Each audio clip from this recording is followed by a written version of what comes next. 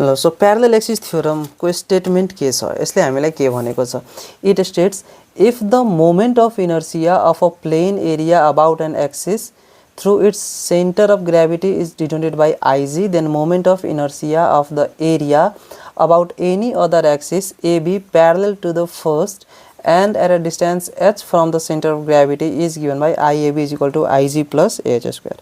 यसरी पढेर त केही पनि थाहा भएन होला आई एम स्योर। त्यही भएर अब हामीले यहाँ हेर्छौं हेरौँ है यसको मतलब चाहिँ के छ। जस्तै कुनै पनि एउटा बडी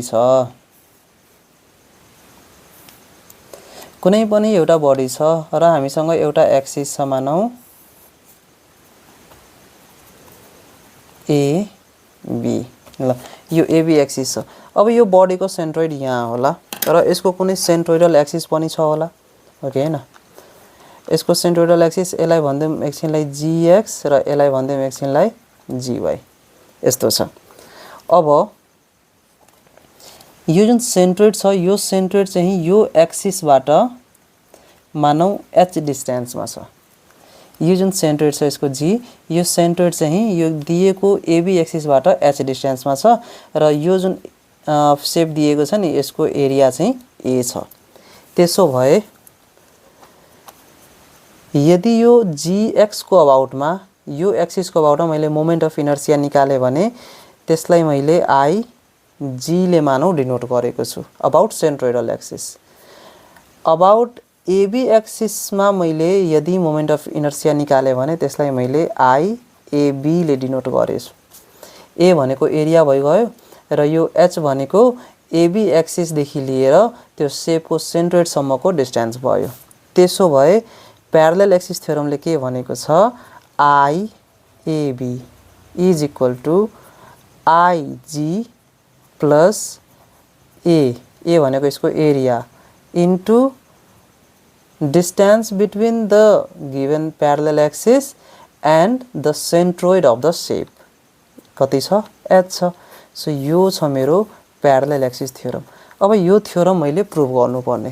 सो यो थ्योरम प्रुभ गर्नलाई यहाँ पहिला के लेखेको छ त्यो पढौँ अनि त्यसपछि हामीले थ्योरम प्रुभ गर्छौं।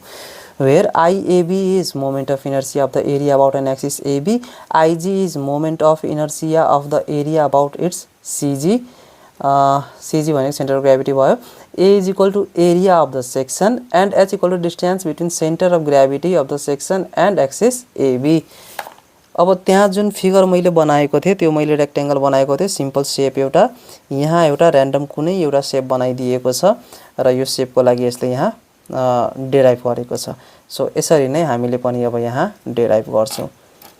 ल so parallel axis theorem prove गर्नलाई यहाँ हामीले अब के कुरा कन्सिडर गर्छौं।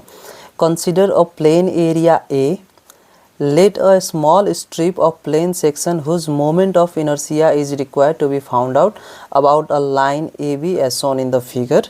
Let dA is equal to area of the strip, y is equal to distance of the strip from the center of gravity of the section and h equals to distance between CG of the section and axis AB. ल so यसकै अनुसार मैले यहाँ के गरेको छु भने एउटा फिगर मैले कन्सिडर गरे। यो फिगरको एरिया ए डिनोट गरे मैले हो। यो फिगरको कुनै एउटा सेन्ट्रोइड छ जसलाई मैले जी ले डिनोट गरेको छु र यहाँबाट पास भएको जुन एक्सिस छ त्यो एक्सिसलाई सेन्ट्रोइडल एक्सिस भनिएको छ र जीएक्स अनि जीवाई ले डिनोट गरेको छ। एउटा कुनै अर्को एक्सिस पनि छ मसँग र त्यो एक्सिसको नाम मैले एबी दिएको छु। अब त्यो एबी एक्सिसबाट यो सेक्सनको सेन्ट्रोइड सम्मको जुन डिस्टेन्स छ त्यो डिस्टेन्स मेरो h भयो र यसको सेन्ट्रोइड देखि लिएर यो सेक्सनको सेन्ट्रोइड देखि लिएर एउटा जुन स्ट्रिप मैले कन्सिडर गरेको छु त्यो स्ट्रिपको जुन सेन्ट्रोइड छ त्यहाँसम्मको डिस्टेन्स y भयो। अब सबभन्दा पहिले त मैले के गर्ने हो यो स्ट्रिपको लागि मोमेन्ट अफ इनर्सिया फाइन्ड गर्ने हो र त्यसपछि मैले प्यारलल एक्सिस थ्योरम प्रुभ गर्ने हो। अब यहाँ के भनेको छ let dA is equal to area of the strip. यो जुन स्ट्रिप मैले एज्युम गरेको छु यो स्ट्रिपको एरिया कति छ डीए छ। y equals to distance of the strip from the centre of gravity of the section. यो जुन स्ट्रिप छ त्यो स्ट्रिप र यो सेन्टर अफ ग्राभिटी यो दुईटाको बीचको जुन डिस्टेन्स छ नि यति यो डिस्टेन्सलाई y ले डिनोट गरिएको छ। h equals to distance between the CG of the section and axis AB. एबीदेखि लिएर यो सेक्सनको सिजीसम्म द्याट इज सेन्ट्रोइडसम्मको जुन डिस्टेन्स छ त्यसलाई एचले डिनोट गरिएको छ। अब we know that moment of inertia of the strip about an axis passing through CG of the section is. ल मोमेन्ट अफ इनर्सियाको लागि हामीले के पढेका थियौँ? सिम्पल पहिला यो हेरौँ। Moment of inertia I is equal to हामीले पढेका थियौँ एरिया इन्टु डिस्टेन्सको स्क्वायर। अब यो डिस्टेन्स के छ भने जुन एक्सिसबाट हामीले कन्सिडर गर्दैछौँ त्यो एक्सिसदेखि लिएर सेन्ट्रोइडसम्मको।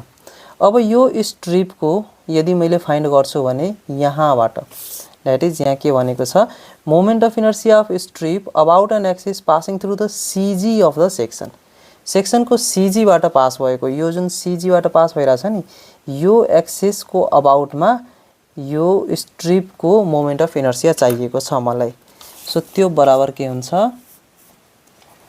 डिआइजी, यो आइजी भनेको यहाँबाट पास भएकोले आइजी गरेँ मैले, is equal to dA into distance कति छ वाई, यहाँदेखि यहाँसम्मको डिस्टेन्स कति छ वाई स्क्वायर, यो वाई स्क्वायर भयो।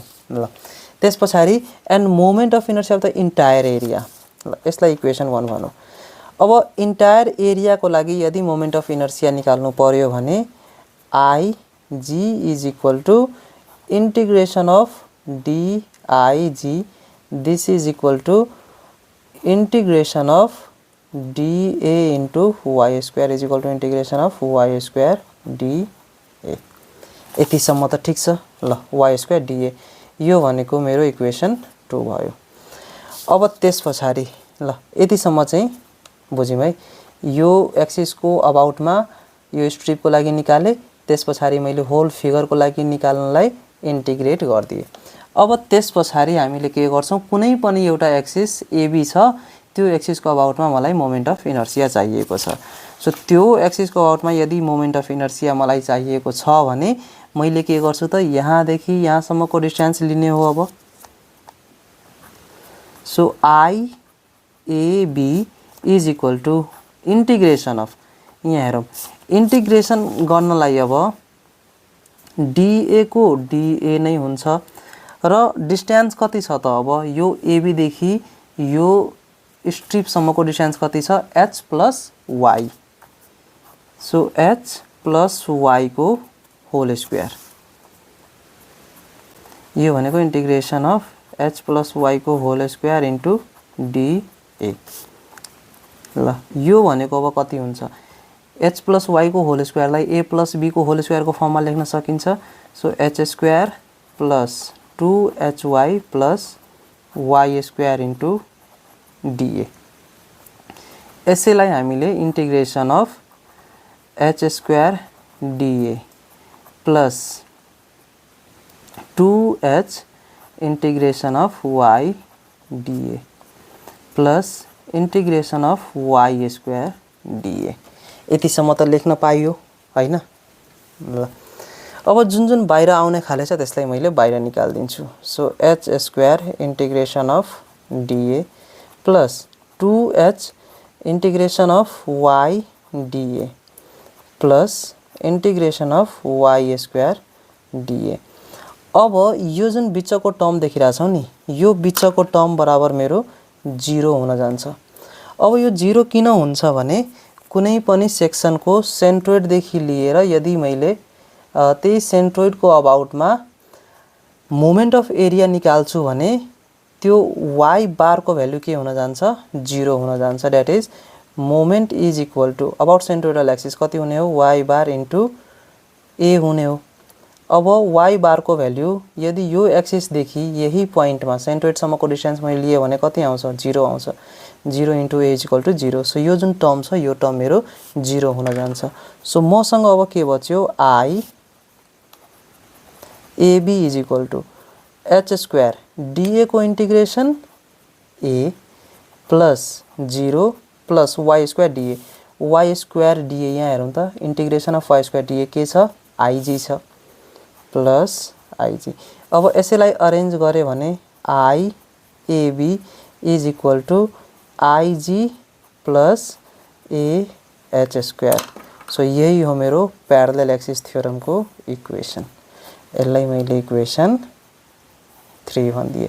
सो प्यारलल एक्सिस थ्योरमले मलाई यही कुरा भनेको छ। कुनै पनि एक्सिस को अबाउट में यदि मैले मोमेंट अफ इनर्शिया क्याल्कुलेट गरेँ भने that will be equal to the moment of inertia about the centroidal axis plus area of the section into the distance between that axis and the centroid of the section squared हो। So यो छ मेरो parallel axis theorem. So parallel axis theorem को लागि theory मैले यहाँबाट लेख्न सक्छु र डेरिवेसन मैले यसरी नै गर्ने हो। अब हामी जम्प गर्छौं परपेंडिकुलर एक्सिस थ्योरम मा।